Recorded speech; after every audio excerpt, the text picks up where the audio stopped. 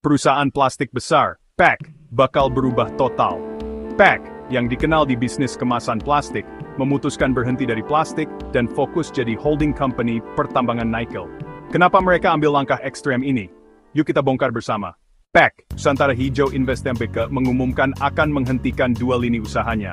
Perdagangan eceran kemasan plastik dan industri barang plastik pengemasan. Langkah ini bagian dari transformasi besar. PAC ingin menjadi holding company yang memfokuskan anak usahanya di sektor pertambangan mineral, terutama nikel.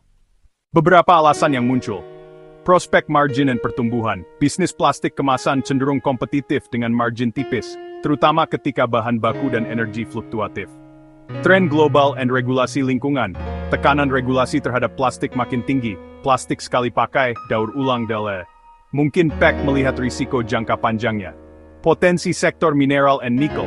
Nikel kini jadi primadona karena kebutuhan baterai, mobil listrik, dan komponen energi bersih. Modal dan sumber daya internal. PAC menyebut mereka sudah punya SDM dan struktur yang mampu mendukung bisnis pertambangan lewat anak usaha. Berikut langkah-langkah utama yang akan dilakukan PAC dalam transformasinya. Pertama, mereka menunjuk direktur baru yang berpengalaman di industri pertambangan untuk memimpin anak usaha nikel. Selanjutnya, PAC menyiapkan hak memesan efek terlebih dahulu, dan obligasi wajib konversi K, yang bisa dikonversi menjadi hingga 35 miliar saham baru. Dana dari rights issue dan OOK ini akan digunakan untuk mengakuisisi dua perusahaan nikel melalui anak usaha PAC, yaitu PT Sumber Cahaya Raya dengan kepemilikan 30% saham, dan PT Karyatama Konawe Utara sebesar 34,5%. Pembayaran ke penjual akan dilakukan secara bertahap, dan dicatat sebagai other payable. PAC punya proyeksi yang ambisius. Laba periode berjalan diproyeksikan melonjak dari 53,37 miliar ke sekitar 7,01 triliun. Aset perseroan diprediksi melejit dari 70,47 miliar ke 2,43 triliun karena investasi dan penyertaan di sektor nikel. Tapi, risiko besar juga. Rasio aset lancar terhadap kewajiban lancar sangat rendah, 0,003x. Bisa sulit bayar kewajiban jangka pendek. Rasio liabilitas total terhadap aset is 0,98x. Nyaris total utang mendekati aset. Leverage tinggi. Tekanan keuangan mungkin muncul kalau harga nikel turun atau permintaan baterai melambat.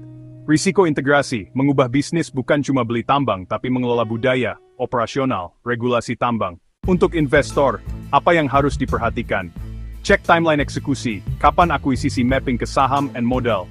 Lihat sumber pembiayaan, seberapa besar porsi utang face equity, pantau harga nikel global dan permintaan baterai, karena itu adalah driver fundamental.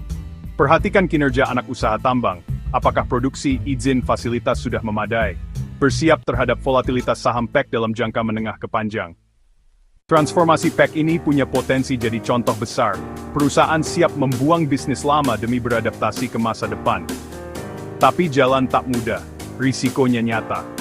Kalau kamu suka konten financial dan pasar saham seperti ini, pastikan tekan tombol subscribe and follow your daily summary, supaya kamu nggak kelewatan update-update menarik berikutnya. Sampai ketemu di video selanjutnya.